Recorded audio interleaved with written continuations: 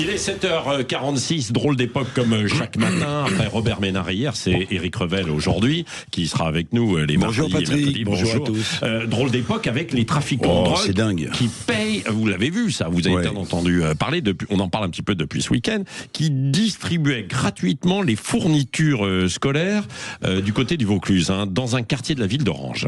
Oui, alors ils devaient distribuer des fournitures scolaires, c'était prévu samedi dernier, juste avant la rentrée. Le quartier dont vous parlez à Orange, dans le Vaucluse, c'est Fourcheveille, Vieille. Ils devaient distribuer ces fournitures scolaires. Finalement, heureusement, force à la loi, au préfet, ça a été interdit par arrêté préfectoral.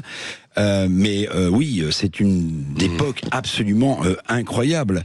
Cette distribution avait été annoncée, écoutez bien, sur TikTok, sur les réseaux sociaux. Elle donnait le lieu de la distribution. C'était un gymnase du quartier. C'est un quartier qui est pas très riche, qui est un quartier où les gens ont du mal à finir les fins de mois. Et c'est un quartier, ce quartier de la ville d'Orange, qui est rongé par le trafic de stupéfiants. Ouais, c'est ça. Mais que recherchent les trafiquants en faisant ça? Alors, je vous parlais des annonces, il y a eu sur les réseaux sociaux, puis il y a eu une affiche que j'ai regardée dans le détail. Il y a une affiche qui avait été placardée et qui disait, on va vous distribuer gratuitement des fournitures scolaires. Et au bas de l'affiche, il y avait une petite phrase, Patrick, que j'ai bien lue et que j'ai détaillée. La petite phrase, c'était « étudier pour semer l'avenir ». Alors, ça veut dire quoi? Ça veut dire que les trafiquants vous fournissaient des fournitures scolaires pour étudier. Et en creux, les narcotrafiquants, ils semaient peut-être, eux, pour leur propre avenir.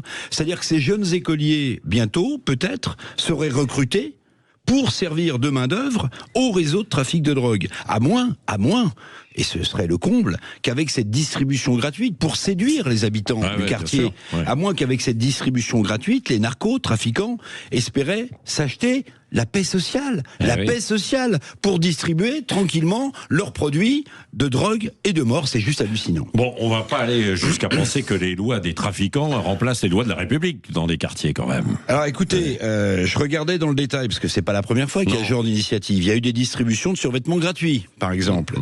Il y a eu, payé par les trafiquants, il y a eu aussi la mise à disposition dans certains quartiers, on l'a vu, de petits travaux de bricolage. Les trafiquants disant, si vous avez des problèmes chez vous, de plomberie, d'électricité, on va payer des gens pour venir vous réparer tout ça. Il y a eu des jeux, des loisirs organisés, payés par les narcotrafiquants dans certaines cités, le tout donc payé par la drogue. Je rappelle le chiffre, chiffre d'affaires estimé de la drogue en France, 7 milliards d'euros. Donc les moyens sont considérables. Alors, vous avez raison de poser la question. Est-ce que les lois de la République vont continuer à avoir le dessus sur les lois des narcotrafiquants? Je vais pas faire de parallèle hasardeux, mais je me souviens quand même qu'un certain Escobar, Pablo Escobar, qui était à la tête du cartel de Medellín en Colombie, lui, il a été jusqu'à financer des hôpitaux, à financer des écoles avec l'argent de la drogue.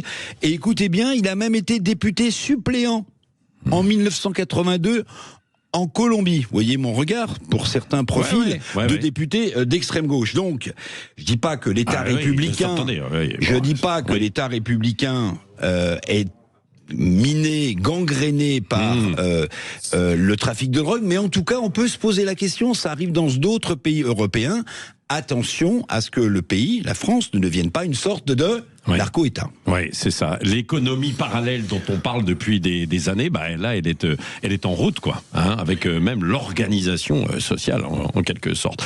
J'imagine, on va en reparler dans le grand débrief de l'actualité tout à l'heure. Éric Revel, vous serez avec Elisabeth Lévy à 8h30 et avec les auditeurs. Je les invite d'ailleurs à réagir et à s'inscrire auprès de Manu, 0826 300 300. Qu'est-ce que vous en pensez de cette histoire de trafiquants de drogue qui voulaient payer gratuitement des fournitures scolaires dans des quartiers du côté d'Orange?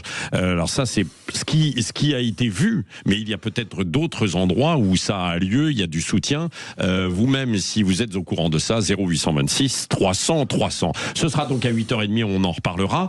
Avant cela, à 8h15, Jean-François Aquili, votre invité politique tout à l'heure? Oui, ce sera Marc Fesneau, le président du groupe Modem à l'Assemblée nationale. Ce n'est pas anodin, c'est quasiment le plus proche des politiques auprès de François François Bayrou et je lui demanderai ce qu'il pense de la décision du Premier ministre. Qu'est-ce qu'ils se sont dit dans le secret de leur bureau au Modem?